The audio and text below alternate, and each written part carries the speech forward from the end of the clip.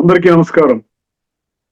కవిసింహం, శతావధాని, చిత్రకవి శ్రీ పోకూరి కాశీపతి గారి తారంగధరీయం కావ్య పఠనం చేస్తున్న వారు శ్రీ నూతలపాటి వెంకటరత్న శర్మ గారు. శ్రీ శర్మ గారికి స్వాగతం. నమస్తే. అనుచు తారకు నెరిగించి తార అంటే భార్య, తార అంటే బృహస్పతి భార్య పేరు తార. రెండింటికి కలిసి వచ్చేటట్టుగా ఈయన తార అని వాడుకున్నాడు.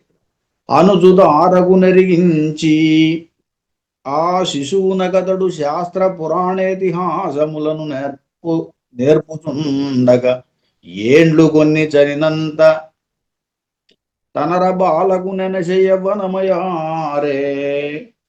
ఇలా మనకు ఆ మూడు కథాఘట్టాల్లో కూడా శివఘట్టంలో పార్వతిని, చంద్రుని కథాఘట్టంలో చంద్రుడిని, రాజరాజ నరేంద్రుడి కథాఘట్టంలో సారంగధరుణ్ణి వాళ్ళు గురువులకు అప్పచెప్పారు. ఆ గురువులు తీసుకెళ్లి తమ ఇంటికి తీసుకెళ్లి భార్యకి అప్పచెప్పారు. ఇక్కడ ఆ గురువు గారు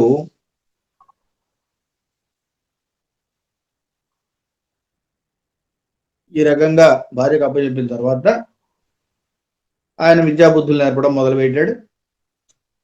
ఆ క్రమంలో వాళ్ళు యవనంలోకి వస్తున్నారు అని చెప్పి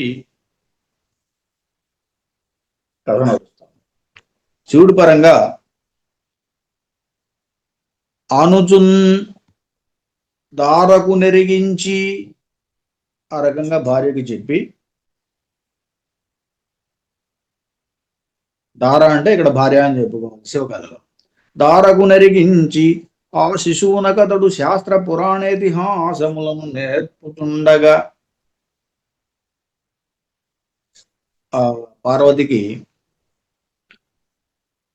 శాస్త్ర పురాణ ఇతిహాసములు, శాస్త్రాలు నేర్పుతున్నాడు, పురాణాలు నేర్పుతున్నాడు, అలాగే ఇతిహాసం చరిత్రను కూడా నేర్పుతున్నాడు. శాస్త్ర పురాణ ఇతిహాసములను నేర్పుతుండగా ఏండ్లు కొన్ని చనినంత కొన్ని సంవత్సరాలు గడిచిపోయినాయి. తనర బాలకు నెనశయవనమయారే. అప్పటికి ఆ పార్వతికి బాలకు యవనము ఎనసెన్ యవన దశ వచ్చింది అని చెప్పి చెబుతున్నాడు. ఇది శివుడి కథలో పార్వతికి యవన దశ వచ్చింది అని చెప్తున్నాడు. అలాగే చంద్రుడి కథలోకి వచ్చేసరికి అనుచున్ తారకు నెరిగించి, తారకు అంటే గురువు యొక్క భార్య అని చెప్పాను, ఇందాక బృహస్పతి యొక్క భార్య అని చెప్పాను.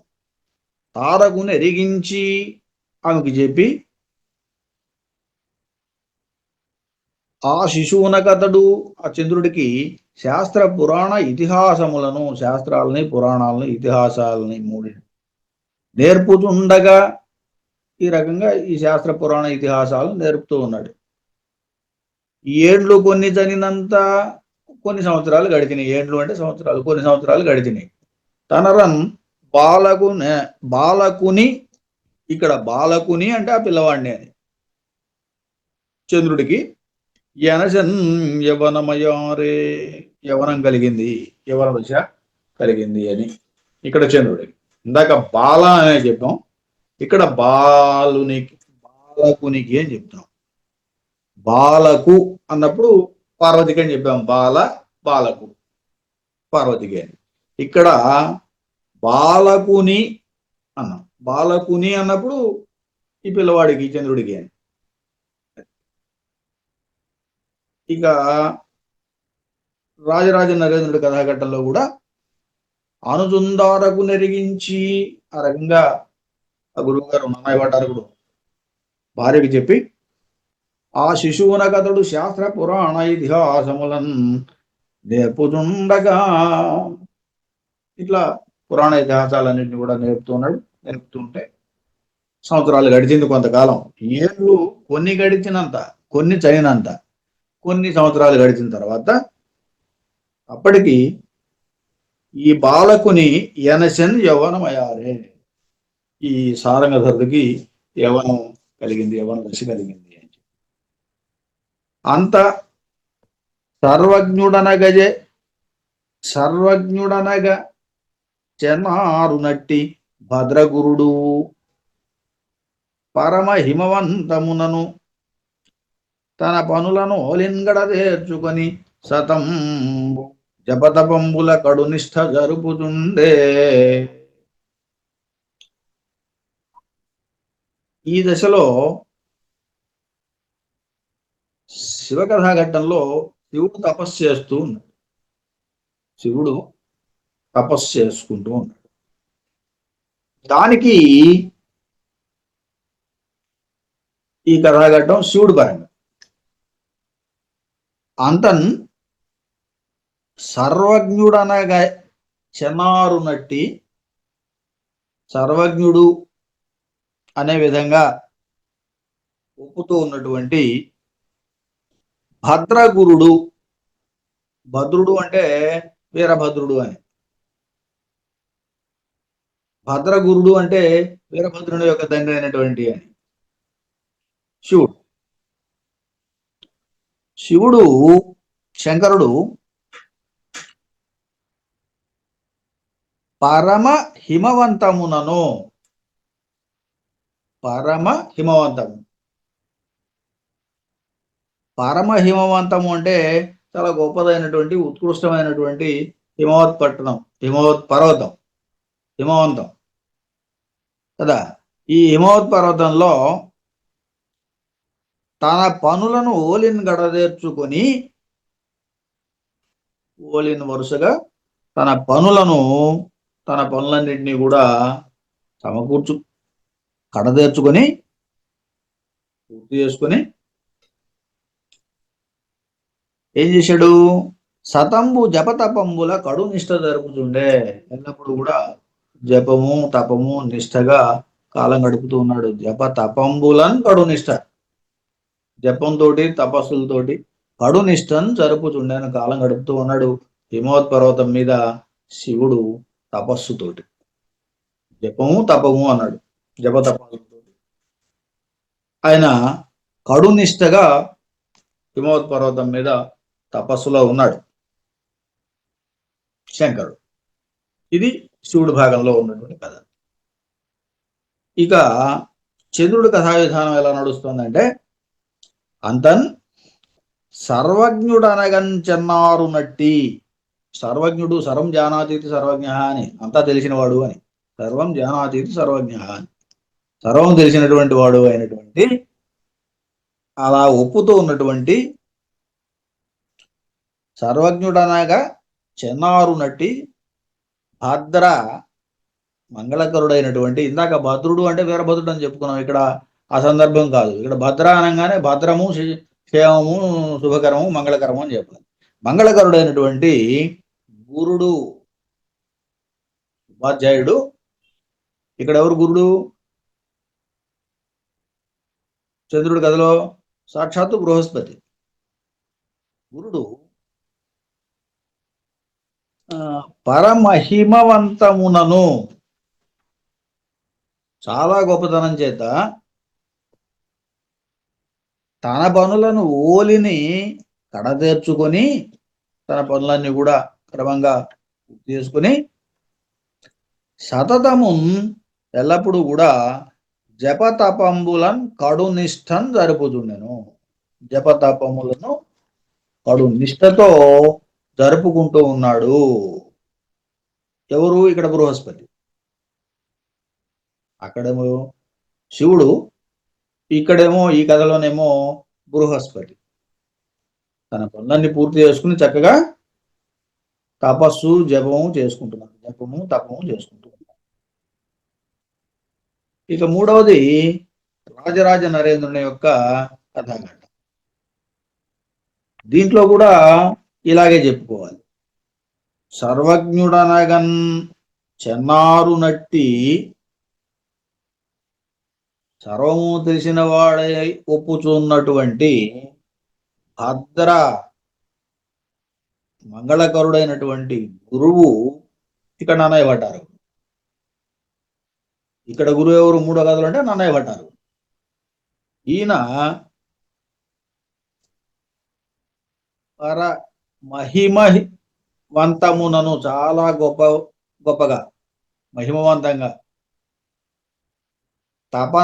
తన పనులను ఓలిని కడదేర్చుకొని తన పనులని క్రమంగా పూర్తి చేసుకొని సతము ఎల్లప్పుడూ కూడా జప తపంబులను జపంతో తపస్సుతోటి కడునిష్టం జరుపుతుండను. మూడు కథల్లో కూడా ముగ్గురు కూడా గురువు. అక్కడేమో శంకరుడు, చంద్రుడి కథాఘట్టంలో బృహస్పతి, రాజరాజ నరేంద్రుని కథాఘట్టంలో అన్నయ్య భట్టారకుడు కూడా జపము తపము తోటి కాలం గడుపుతున్నారు అని.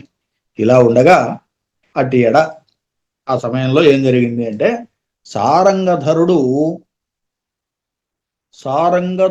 సద్విభుడై రాజిల్లంగ వలయునని భవ్యమతిన్మోరుచు గురునానది గడిమీర గజని కొలుచుండ మించిన భక్తిన్. ఇక్కడ సారంగధరుడు శివుడి కథలో శివుడే సారంగధరుడు, సారంగమును ధరించిన వాడు అని. జింక తాల్పరి అని కదా, జింకను ధరించిన వాడు అని. అయినటువంటి శంకరుడు సద్విభుడై తనకు విభుడు అంటే భర్త అయి రాజిల్లంగా వలయునని, తనకు భర్త కావాలని భవ్య పార్వతి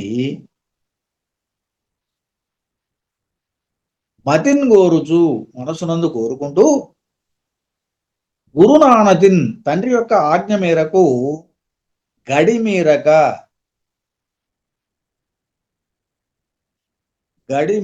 అంటే హద్దు దాటకుండా శని కొలుచుచుండెన్ మించిన భక్తిని, గొప్ప భక్తితోటి కొలుస్తోంది, సేవిస్తోందట ఆ గురువుని.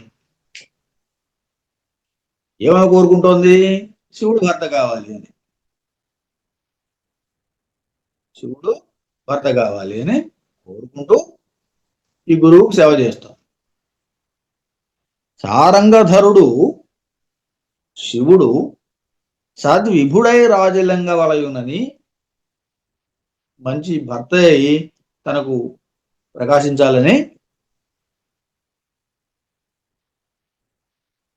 భవ్య పార్వతి మతిన్ కోరుచు మనసులో కోరుకుంటూ గురునానతిన్, గురువు అంటే తండ్రి కూడా, గురువు అని తండ్రి అని కూడా.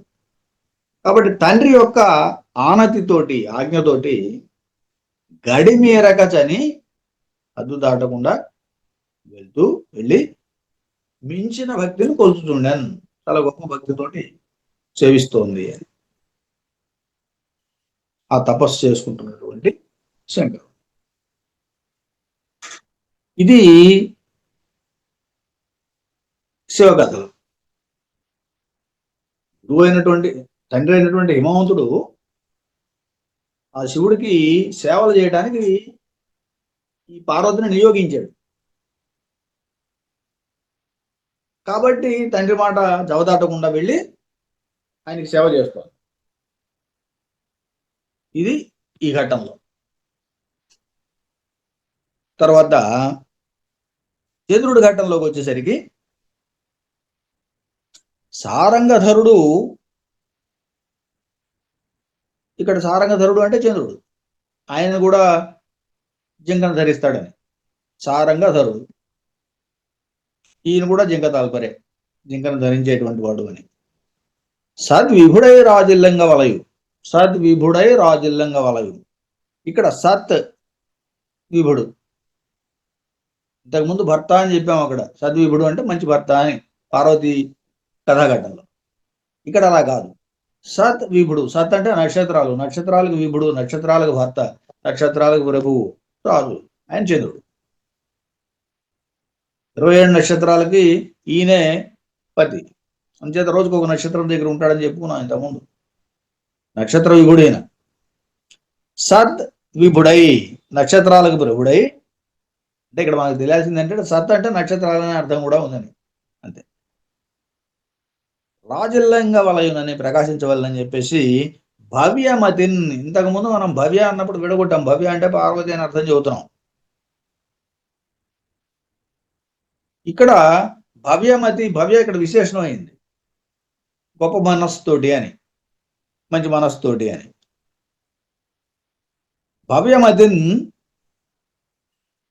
మంచి హృదయంతో కోరుచున్, భవ్యమతిని కోరుచున్, ఈ రకంగా కోరుకుంటూ గురునానతిన్ గడిమేరక. గడిమేరక అంటే హద్దు మేరక. గురునానతి అంటే గురువు యొక్క ఆనతి. ఇక్కడ గురువు ఎవరు?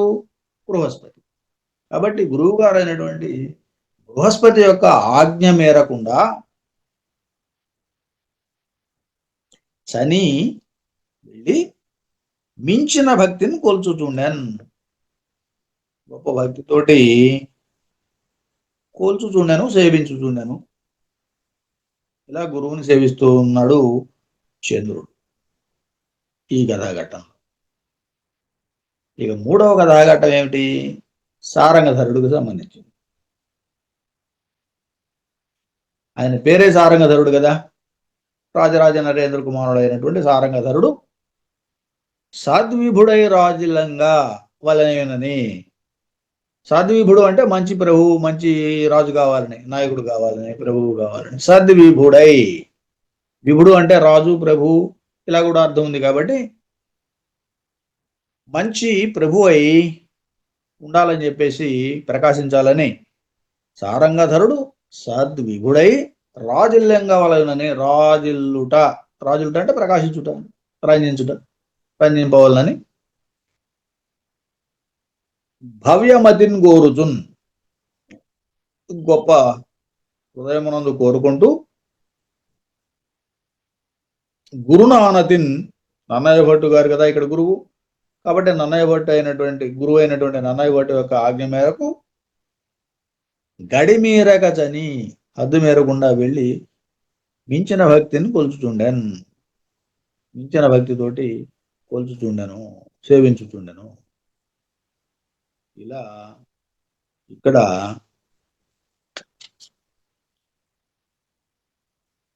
ఈ మూడు కథాఘట్టాల్లో కూడా ముగ్గురు సేవిస్తున్నట్టుగా చెప్పారు. ఆ తరుణమందు అనెన్, ఆ తరుణమందుననే అల గోతలపతి తనయ కళ్యాణముసన నిష్ఠి నొనరింపబోని తారక సాధనం బునకు దగిన చెలి విచారించు జానయోజించుకొనుచు.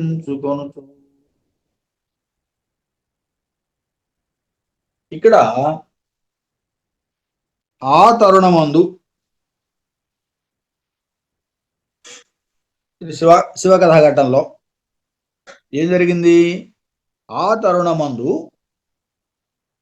అనెన్ అలా గోతలపతి. గో అనే పదానికి చాలా అర్థాలు ఉన్నాయి. ఆవు అని, భూమి అని, స్వర్గము అని, కిరణము అని, ఇలా దాదాపు ఒక 10 రకాలైన అర్థాలు ఉన్నాయి. అందుచేత ఇక్కడ ఏది అవసరం అయితే అది వాడుకోవచ్చు. గోతలము, గోతలం అంటే భూతలం అని చెప్పొచ్చు. ఇక్కడ కథాఘట్టంలో శివుడికి అనుసంధానం చేసి చెబుతున్న కథలో స్వర్గము అని చెప్పాం. గో అనే పదానికి స్వర్గం అనే అర్థం కూడా ఉంది. కాబట్టి స్వర్గాధినాథుడైనటువంటి గోతలానికి పతి ఇంద్రుడు, స్వర్గానికి అధిపతి అయినటువంటి ఇంద్రుడు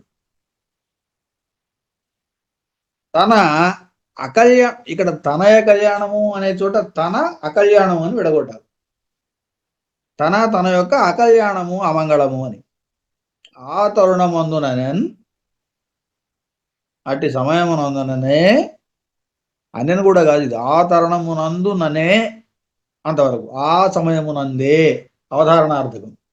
ఆ తరుణమునందే అలా గోతలపతి, ఆ స్వర్గాధినాథుడైనటువంటి ఇంద్రుడు తన అకల్యాణము సనన్, తన యొక్క అమంగళము పోయేటట్లుగా, సనన్ వెళ్ళేటట్టుగా, పోయేటట్టుగా, అకల్యాణం పోయేటట్టుగా అంటే మంగళం కలిగేటట్టుగా అని, అమంగళం పోయేటట్టుగా అంటే మంగళం కలిగేటట్టుగా అని కదా. అనన్ సనన్ ఇష్టి వనరంపన్, కోరికతో ఇష్టిన్ వనరింపబోని చేయడానికి ప్రయత్నించి తారక సాధనమునకు తగిన చెలి విచారించు జాణ యోజించుకొనుచు. తారక సాధనం, తారక సాధనం అంటే ఇక్కడ తారకాసురుని సాధించడం. తారకాసుర వధ ఘట్టం ముందుకు జరగబోయే ఘట్టం అది. తారకాసుర వధకు సంబంధించి పార్వతీ కళ్యాణం జరగాలి, కుమారస్వామి జనించాలి. ఈ కథాఘట్టాన్ని ఆయన ప్రస్తావన చేశాడు ఇక్కడ. అందుకే శివుడు తపస్సు చేస్తున్నాడు, శివుడి దగ్గర పార్వతి సేవ చేస్తోంది. ఇది కథ నడుస్తోంది. ఈ ఘట్టంలో తారకాసురుని సాధించడానికి తగినటువంటి చెలి ఒక స్త్రీ కావాలి అని, అంటే ఇక్కడ చెల్లి అంటే మిత్రుడు అని ఒక రకంగా. విచారించు జానను, విచారించు తగిన చెలిన్, విచారించు జాన ఒక విచారించేటువంటి జాన అంటే నేర్పరిని యోజించుకొనుచు, యోచన చేస్తున్నాడు, ఆలోచించుకుంటున్నాడు. ఈ సమయంలో అంటే దేవతలంతా కూడా తారకాసురుని ఎట్లా ఎదుర్కోవాలి దుర్మార్గుడిని అని చెప్పేసి వాళ్ళంతా కింద మీద ఇంద్రుడిని అడిగారు. ఇంద్రుడి దగ్గరకు వచ్చారు. ఇంద్రుడి దగ్గర సమస్య నడిచింది. ఆ ఇంద్రుడు ఏమనుకుంటున్నాడు, ఇప్పుడు ఆలోచనలో పడ్డాడు, ఇతను చంపాలంటే ఏం కావాలి. ఆయనకి ఏదో బ్రహ్మ దగ్గరికి వెళ్తాడు, ఆయన ఏదో చెబుతాడు. చివరికి వీళ్ళంతా చేరి శివుడు తపస్సు చేసుకుంటున్నాడా హిమాలయాల్లో ఘోరంగా, ఆయన కనుక పార్వతిని వివాహం చేసుకున్నట్టయితే ఆ కలిగే కుమారుడు సేనాని అయి ఈ తారకాసురుని సంహరిస్తాడు అని చెప్పేసి ఈ కథని ఇట్లా నడిపారు. ఇదిగో ఆ కథకి ఇక్కడ బీజం పడుతోంది అన్నమాట. ఆ కథ నడకకి ఇక్కడ బీజం పడుతోంది.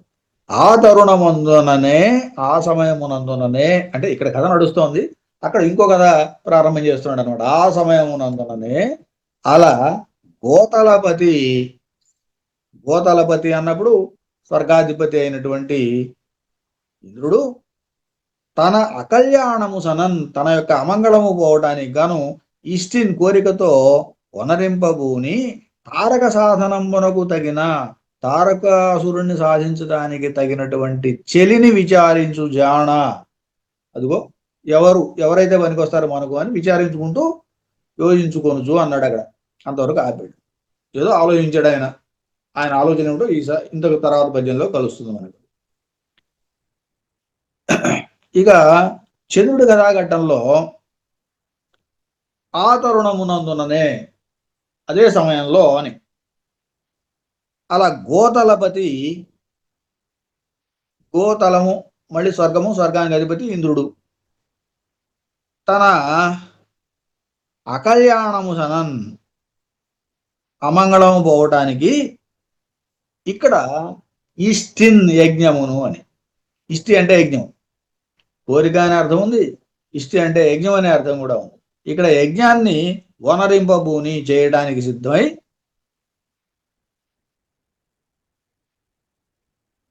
తారక సాధనమునకు, తారకము అంటే దాటించడం, తరణము తారకము అని. తారకం అనే సంస్కృత పదానికి అర్థం అది. తారకము అంటే దాటించడానికి అని. కాబట్టి ఈ యజ్ఞాన్ని చేయటానికి ప్రయత్నించి ఆ యజ్ఞాన్ని దాటడం కోసం, అంటే పూర్తి చేయడం కోసమని, పూర్తి చేయడానికి కావలసిన సాధనము ఉపాయమునకు తగిన చెలిని విచారించు జానన్, తగిన మిత్రుణ్ణి ఆలోచించు నేర్పరిని జానను యోజించుకొని ఆలోచన చేసుకుంటున్నాడు. ఎవరు దీనికి పనికొస్తారు మనకు అని. ఇలాంటి యజ్ఞాన్ని పూర్తి చేసుకుని బయటపడటానికి ఎవరు మనకు సహాయపడతారు, ఎవరు మనకు పనికొస్తారు అని ఆలోచించుకుంటున్నాడు. ఇక్కడ కూడా ఎవరు? ఇంద్రుడే.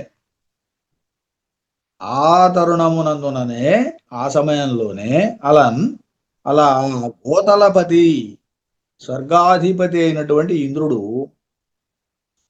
తన అకల్యాణం 2 సార్లు కూడా అకల్యాణం అనే చెబుతున్నాం, అమంగళం అనే చెబుతున్నాం. సనన్ పోయేదానికి ఇష్టిని ఒనరింప. ఇందాక అక్కడ కోరిక తీర్చడానికనే చెప్పాము, ఇక్కడ ఇష్టిన్ అంటే యజ్ఞము అని చెబుతున్నాం. యజ్ఞాన్ని వనరింపబూని, యజ్ఞాన్ని చేయటానికి ప్రయత్నించి తారక సాధనమునకు తగిన ఆ యజ్ఞ కార్యక్రమాన్ని పూర్తి చేసి బయటపడేదానికి వీలుగా తగిన చెలి విచారించు జాణ. మంచి మిత్రుణ్ణి వెతుక్కుంటున్నాడు, ఎవరా దీని నుంచి నన్ను బయటపడేస్తారు అని. ఆ రకంగా ఇక్కడ ఆలోచించుకుంటున్నాడు. ఇక మూడవది రాజరాజ నరేంద్రుడి సంగతి. ఆ తరుణమునందుననే, ఆ సమయంలోనే అలా గోతలపతి, ఇక్కడ గో అంటే భూమి, భూతలపతి రాజు, రాజరాజ నరేంద్రుడు తనయ కళ్యాణము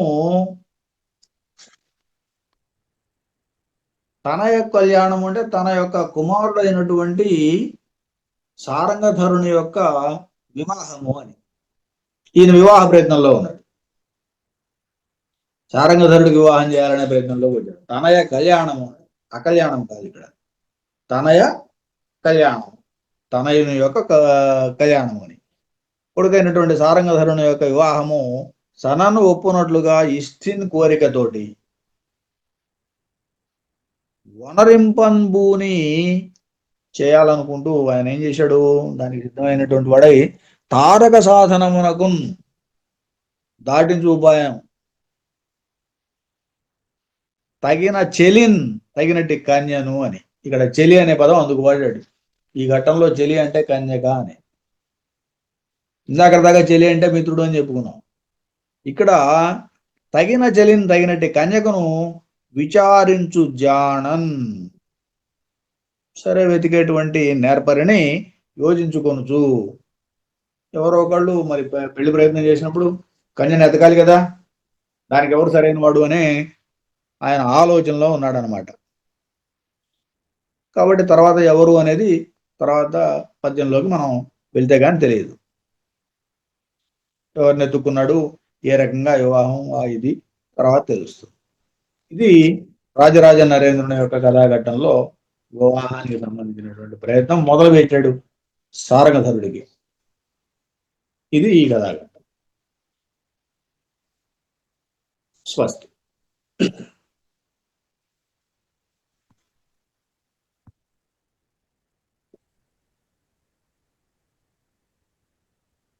విషయం శ్రీ పోకూరి కాశ్యపతి గారి సారంగధరి కావ్య పట్టణం గావించిన శ్రీ నూతలపాటి వెంకటరత్న శర్మ గారికి ధన్యవాదాలు.